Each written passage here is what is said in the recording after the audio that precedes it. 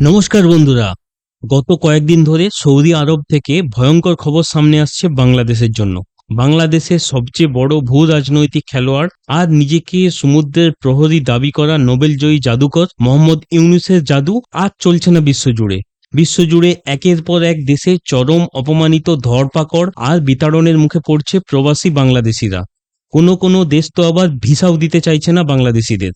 যদিও মোহাম্মদ ইউনূস নিজের সেসব ব্যর্থতা থেকে নজর ঘোরাতে ভারত পাকিস্তানের উত্তপ্ত পরিস্থিতিতে নিজের দেশের জনগণকে মাতিয়ে রাখতে চাইছে। তাই ইউনূস ঘনিষ্ঠ বাংলাদেশের ex army chief ALM Fazlur Rahman বলছে, ভারত পাকিস্তান যুদ্ধ হলে বাংলাদেশ ভারতের 7 সিস্টার দখল করে নেবে। আর সেই স্বপ্নে মশগুল হয়ে আছে বাংলাদেশের কিছু মূর্খ জনগণ। এদিকে মুসলিম রাষ্ট্র সৌদি আরব রেগে আগুন বাংলাদেশের ওপর। রুজি রুটির টানে বাংলাদেশ থেকে সৌদিতে কাজ করতে যাওয়া বাংলাদেশের নাগরিকদের ধরে ধরে জেলে ভরছে সৌদি আরবের পুলিশ। আর সবকিছু সঠিক থাকলে তাদের বাংলাদেশে ফেরত পাঠাচ্ছে, নয়তো জেল বন্দি করে রাখা হচ্ছে তাদের। শেষ পাওয়া খবর অনুযায়ী এখনো অবধি প্রায় 25,000 এরকম বাংলাদেশিদের ধরে বাংলাদেশে ফেরত পাঠিয়েছে। আর বেশ কিছু বাংলাদেশিকে জেলে বন্দি করে রাখা হয়েছে, যে কারণে ভয়ঙ্কর দুর্দশার কবলে পড়েছে বাংলাদেশের প্রবাসী নাগরিকরা। এদের বেশিরভাগই লক্ষ লক্ষ টাকা খরচ করে এজেন্সি ধরে সৌদি গিয়েছিল দুটো রোজগারের আশায়। এবার তারা সব হারাতে বসেছে। অথচ এই প্রবাসী বাংলাদেশিদের কষ্ট করে রোজগার করে পাঠানো বিদেশি মুদ্রা বা রেমিটেন্স বাংলাদেশের অর্থনীতির বিরাট একটি সোর্স। এই কারণে এই প্রবাসীদের রেমিটেন্স যোদ্ধাও বলা হয়। অথচ তাদের এই বিপদের সময় তাদের জন্য ইউনূস কিছুই করতে পারছে না বা করছে না। বাংলাদেশের মোহাম্মদ ইউনূস পরিচালিত অন্তর্বর্তীকালীন সরকার প্রকার বাধ্য হয়েই মাথা নত করেছে সৌদির কাছে। কিন্তু হঠাৎ করেই একটি মুসলিম রাষ্ট্র অপর একটি মুসলিম রাষ্ট্রের উপর এতটা ক্ষিপ্ত হলো কেন? কিছুদিন আগে বাংলাদেশে ইসরায়েল বিরোধী আন্দোলন চরমে পৌঁছে যায়। সেই আন্দোলনে সৌদি প্রিন্স মোহাম্মদ বিন সলমনের ছবিতে শাড়ি, চুড়ি, এমনকি গলায় জুতোর মালা পরিয়ে মিছিল করা হয়, যা মোটেই হালকাভাবে নেয়নি সৌদি আরব। তারই সাজা ভোগ করছে এই নিরীহ প্রবাসী বাংলাদেশিরা।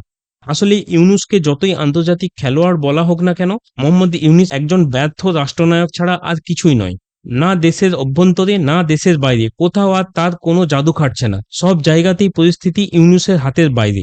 বাংলাদেশের অবস্থা দিন দিন খারাপ হয়ে যাচ্ছে এই ইউনূসের অপদার্থতার কারণেই।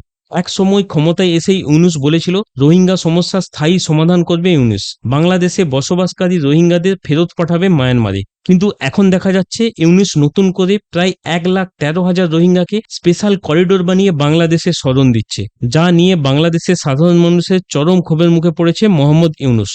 আবার যদি বিশ্বজুড়ে দেখেন, সেখানেও বাংলাদেশের অবস্থা খুবই খারাপ। আমেরিকায় ডোনাল্ড ট্রাম্প ক্ষমতায় এসেই বাংলাদেশের জন্য বরাদ্দ US এড পুরোপুরি বন্ধ করে দিয়েছে। মোহাম্মদ ইউনূস সুইজারল্যান্ড ভ্রমণের পরেই সুইজারল্যান্ড বন্ধ করে দেয় আর্থিক সাহায্য। চরম ভারত বিরোধিতার পরেও ভারতের সাথে সব ধরনের ব্যবসা বাণিজ্য চালু ছিল। কিন্তু চীনে গিয়ে কোনো কারণ ছাড়াই ভারতের 7 সিস্টার নিয়ে উল্টোপাল্টা মন্তব্য করে বসে মোহাম্মদ ইউনূস। তারপরেই ভারত বাংলাদেশের সাথে ট্রান্সশিপমেন্ট চুক্তি বাতিল করে দেয়। এতে ভয়ঙ্কর বিপদে পড়েছে বাংলাদেশের পণ্য রপ্তানিকারীরা। ভারতের উপর বদলা নিতে ভারত থেকে 35টি পণ্য আমদানি বন্ধ করেছে বাংলাদেশ। তার মধ্যে রয়েছে পোশাক শিল্পের জন্য প্রয়োজনীয় কাঁচামাল, তুলো ও সুতো, যা না পেয়ে লাটে উঠতে চলেছে বাংলাদেশের পোশাক শিল্প। বাংলাদেশের অর্থনৈতিক অবস্থাও খুব সংকটজনক। বাংলাদেশ সেই অর্থনৈতিক দুর্দশা থেকে বেরোতে IMF থেকে যে লোনের কথা ছিল তাও পিছিয়ে দিয়েছে IMF। এর ফলে বাংলাদেশ খুব দ্রুত আর্থিক সংকটে পড়তে চলেছে। আসলে অভাগা ইউনূস যেদিকে যায় সাগর শুকায় যায়। ভারতের সাথে শত্রুতা করে বাংলাদেশ যে বেশি দূর এগোতে পারবে না, এটা তারই প্রমাণ।